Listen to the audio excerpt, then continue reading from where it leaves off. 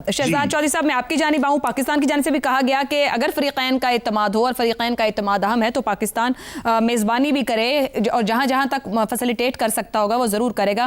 آپ کے خیال میں کیا پاکستان اس بحران میں وہ کردار ادا کر پائے گا کہ خطے میں یا اس صورتحال میں ایک ریجنل سٹیبلائزر کے طور پر دنیا کے سامنے ابھر کر سامنے آئے؟ بہت بڑا چیلنج ہے ریجنل سٹیبلائزر کا تو، لیکن بہرحال ایک نیک عمل ہے. جنگ بندی کرانا کسی کے ساتھ بھی حال میں ایک بڑا اچھا نیک عمل سمجھا جاتا ہے، اور اگر عمان اس میں اپنا حصہ ڈال سکتا ہے تو پاکستان کیوں نہیں ڈال سکتا؟ پاکستان کا بھی اتنا اثر و رسوخ ہے دنیا کے اندر، اپنی جگہ ہے کہ وہ عمان کی طرح اپنا رول ادا کر سکتا ہے. لیکن اس کے دو حصے ہیں. ایک تو ہے سیز فائر، یعنی جو 5 دن کی جنگ بندی ہے اس کو پھر آگے تک جتنا ممکن ہو اتنا بڑھایا جا سکے. یہ پہلا عمل ہوگا.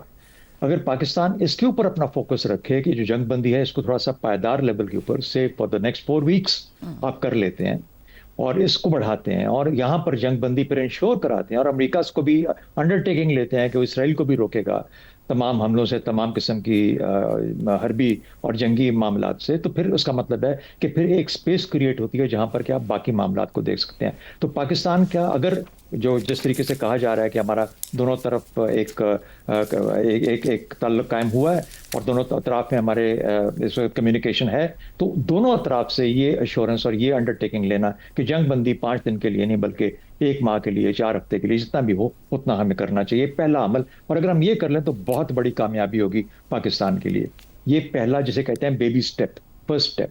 اس کے بعد آ جاتا ہے دوسرا معاملہ مذاکرات کا، کہ اب یہ جو پائیداری جو ہے اس کی جنگ بندی کی اور اس کو مستقل لیول کے اوپر لے کے جانا، اس کے بہت سارے حصے ہیں. مثال کے طور پہ اچھا ایران کا مستقبل کیا ہے، اپنا ہرمز کس طریقے سے چلے گی، تیل کی اور گیس کی جو ٹریڈ ہے وہ کیسے ہوگی، اس کے اوپر کچھ سینکشنز ہوں گی یا نہیں ہوں گی، ایران کی سینکشنز ہوں گی یا نہیں ہوں گی، ٹریڈ اور ٹیرفس اور اس قسم کا جو کنٹرول ہے کیا اس کی جگہ بنتی ہے. یعنی ایک قسم کا ایک different order, world order create کرنا پڑے گا تعلقات کا، اور خاص طور پر مشرق وسطیٰ کے اندر.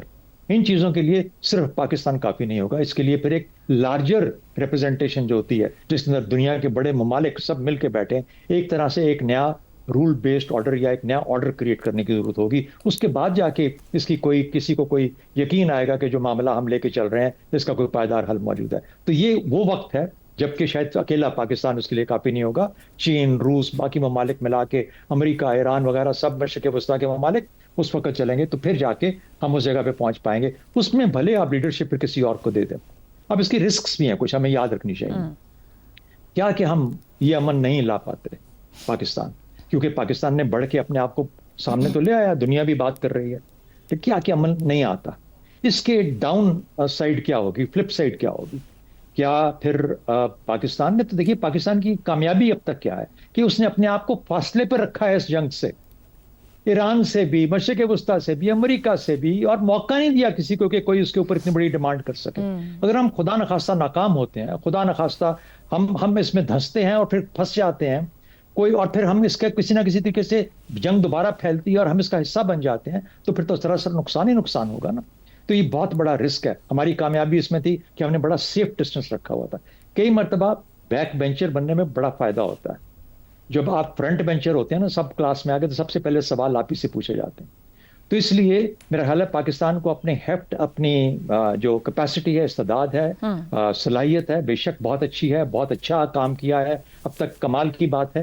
لیکن ایک اپنی کیپیسٹی کے حساب سے پہلا کام کہ جنگ بندی پہ کام کیجئے، اس سے زیادہ آگے بڑھ کے، کیونکہ یہ معاملات بہت گمبھیر اور بہت سخت ہو جائیں گے، اور جب وہ گمبھیر اور سخت ہوں گے تو پاکستان کی اتنی سپائن نہیں ہے کہ ان چیزوں کا جو رد عمل ہے اس کو برداشت کرتا ہے. ہمارے تعلقات مشرق وسطیٰ سے تو نہیں خدا نخواستہ خراب ہو جائیں گے، ایران سے کیسے رہیں گے، امریکہ سے کیسے رہیں گے؟ اس وقت تو ہم بیلنس لے کے بڑے اچھے تعلقات لے کے چل رہے ہیں. خدا نخواستہ ناکام ہو جائیں تو پھر کیا ہوگا؟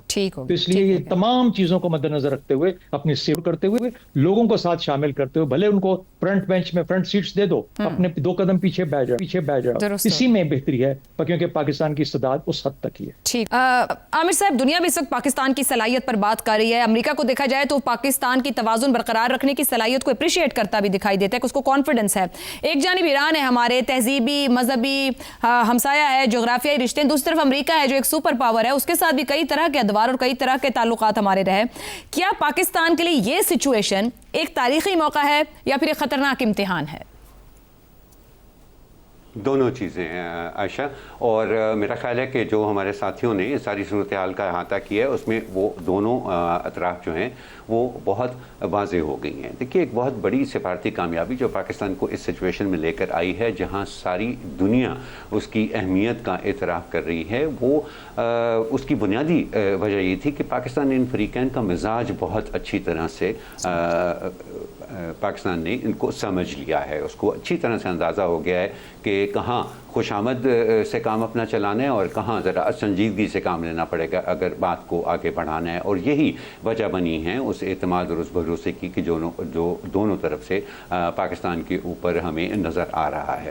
لیکن اس کے underlying all of that Ayesha, یہ آئی تھنک سب سے زیادہ ہائی سٹیکس گیم جو ہے ابھی تک پاکستان نے اپنی 78 سالہ زندگی کے اندر میری نظر میں جتنے بھی خطرات دیکھے ہیں، یہ شاید اس میں سے سب سے زیادہ اس کو میں ایک ہائی سٹیکس گیم سمجھتا ہوں، اور اس کی وجہ بڑی آبویس ہیں، ہمارے ساتھی ان کا ذکر بھی کر چکے ہیں۔ دیکھیں، اگر یہ جنگ نہیں رکتی ہے اور یہ زیادہ دیر چلتی ہے، جسے تیل کی عالمی منڈی جو ہے بڑی دیر تک ڈی سٹیبلائز رہتی ہے، تو دیکھیں باقی ملکوں میں تو جو ہوگا وہ ہوگا۔